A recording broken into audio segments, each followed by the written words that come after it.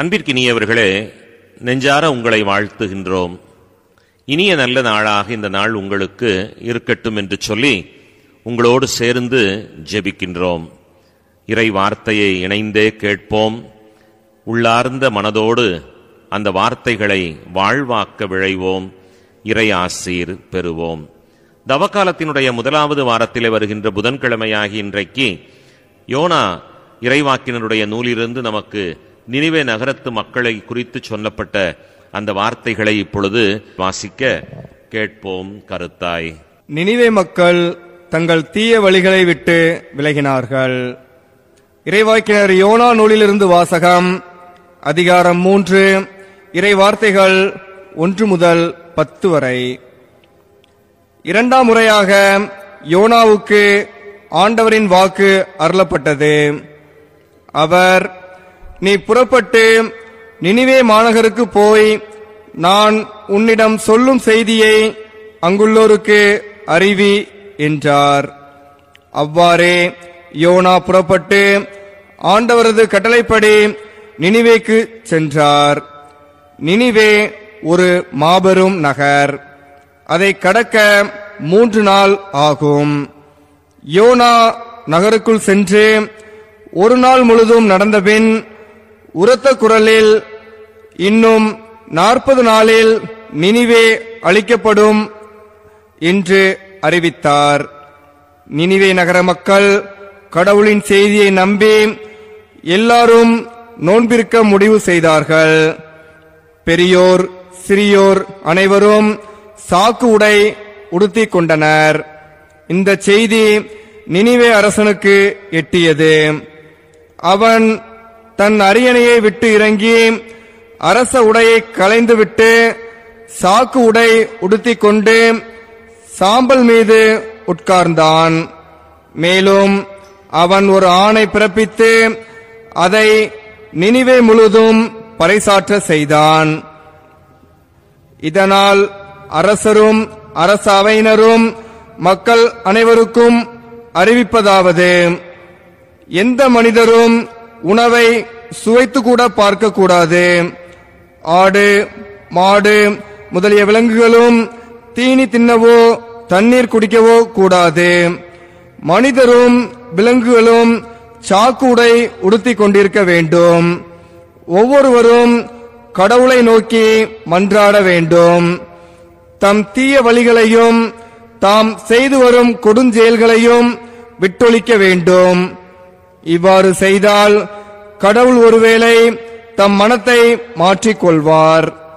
அவரது கடுஞ்சினமும் தனியும் நமக்கு அழிவு வராது. கடவுள் அவர்கள் செய்தது அனைத்தையும் பார்த்தார்.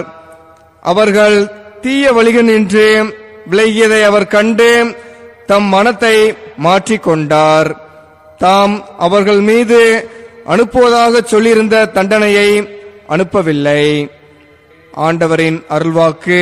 இறைவனுக்கு நன்றி. திருப்பாடல் 51. நொறுங்கிய உள்ளத்தை இறைவா நீர் அவமதிப்பதில்லை. நொறுங்கிய உள்ளத்தை இறைவா நீர் அவமதிப்பதில்லை. நொறுங்கிய உள்ளத்தை இறைவா நீர் அவமதிப்பதில்லை. நொறுங்கிய உள்ளத்தை இறைவா நீர் அவமதிப்பதில்லை. கடவுளே, உமது பேரன்பிற்கேற்ப எனக்கு இரங்கும். உமது அளவற்ற இரக்கத்திற்கேற்ப என் குற்றங்களை துடைத்தருளும். என் தீவினை முற்றிலும் நீங்கும்படி என்னை கழுவி அருளும். என் பாவம் அற்றுப்போகும்படி என்னை தூய்மைப்படுத்தி அருளும்.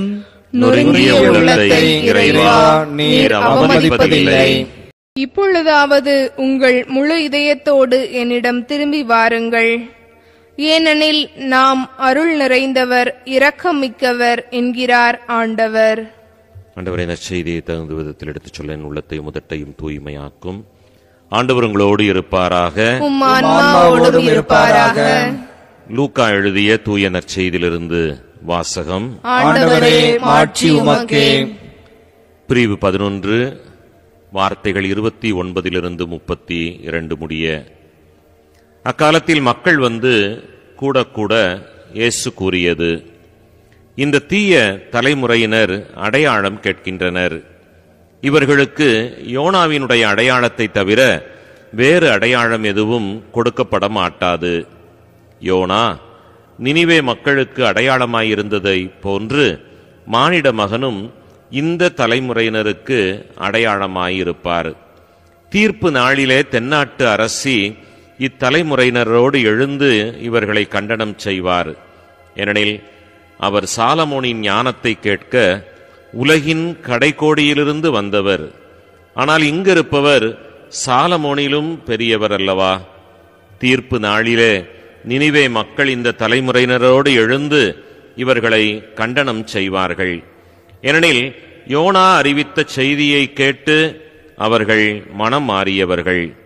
ஆனால் இங்கிருப்பவர் யோனாவை விட பெரியவர் அல்லவா?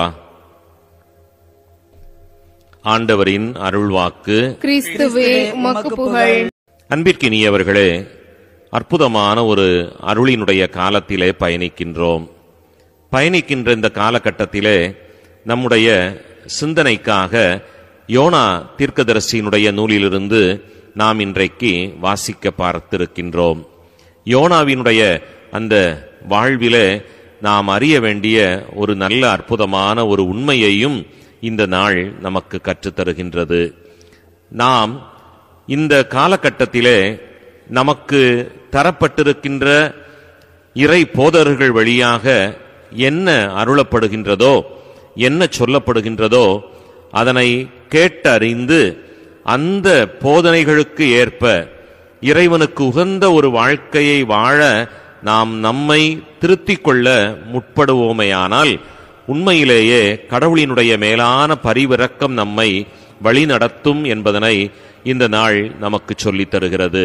இதனைத்தான் அன்றைக்கு நாம் பணக்காரன் லாசர் என்கின்ற அந்த ஒரு உவமையிலே ஆண்டவர் கூறிய போது, அந்த பணக்காரன் தீ நடுவிலே நின்று கொண்டு, நீர் அங்கு இவனை அனுப்பி வையும், இந்த மனிதன் விண்ணகத்திலிருந்து சென்று என்னுடைய சகோதரர்களுக்கு கற்றுக் கொடுக்கட்டும் என்று சொன்னபோது, அங்கு பல பேர் இருக்கின்றார்கள், அவர்களுடைய போதனையை கேட்டு அவர்கள் தங்களை மாற்றிக்கொள்ளட்டும் என்று ஆண்டவர் அந்த ஓமையிலே கற்றுக் கொடுப்பதை நாம் பார்க்கின்றோம். அதே போல இறைவாக்கினர் யோனா வழியாக இன்றைக்கு நாம் அறிய வேண்டிய ஒரு உண்மையும் இதுவாகத்தான் இருக்கின்றது. நம்முடைய வாழ்விலும் நாம் ஒவ்வொருவருமே ஆண்டவருடைய மேலான போதனைகளை கற்றுத்தர இன்றைக்கு இறைவனால் நமக்கு தரப்பட்டிருக்கின்ற அந்த மனிதர்களுடைய போதனைகளை கேட்டறிவதோடு மட்டுமல்லாமல் நம்முடைய வாழ்வையும் நாம் சீர்தூக்கி பார்த்து செம்மைப்படுத்திக் கொள்ள விழைவோமேயானால் இறையருள் நம்மோடு இருக்கும் என்பதிலே எந்த மாற்று கருத்தும் இல்லை என்பதனை உணர்ந்து அன்றைக்கு நினிவே நகர மக்கள் தங்களை திருத்திக் கொண்டது போல நாமும் இன்றைய காலத்திலே நம்மை மாற்றிக்கொள்ள விழைவோம், நம்மை திருத்திக் கொள்ள முற்படுவோம். இறை ஆசீர் நம்மோடு இருந்து நம்மை வழிநடத்தும். இந்த நாள் உங்களுக்கு இனிய நாளாகட்டும். அன்போடு உங்களை வாழ்த்துகின்றோம். ஆமென்.